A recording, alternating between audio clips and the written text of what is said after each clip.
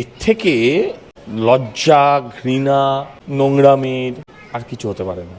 আপনি বলছেন কুণাল ঘোষ মামলা করেছেন, আমার চোখে এটা কুণাল ঘোষ মামলা করেননি, আমার চোখে মামলাটা করেছে রাজ্য সরকার।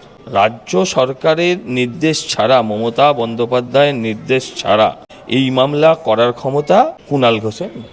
মুখপত্রের কাজ হচ্ছে তৃণমূল দলে মুখে যা আসবে তাই বলে যাওয়া, খারাপ কথা, নোংরা কথা, বাজে কথা, ভেঙানো, গালি দেওয়া, এইটা হচ্ছে তৃণমূল মুখপাত্রের।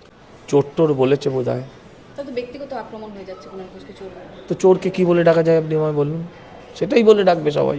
কি বলে ডাকা যায় আপনি আমায় বলে দেন। বিজেপির সঙ্গে কোথায় ঘনিষ্ঠতা? নবান্ন অভিযানে দেখলাম নবান্ন, আর এই তো মহা মুশকিলের কথা, আপনিও তো ছিলেন, তাহলে আপনি বিজেপি হয়ে গেলেন।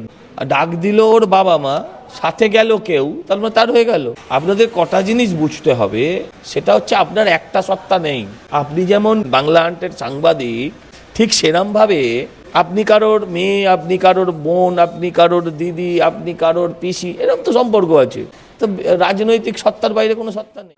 বাংলা হান্টের আরও খবর দেখতে নজর রাখুন। বাংলা খবর মানেই বাংলা হান্ট।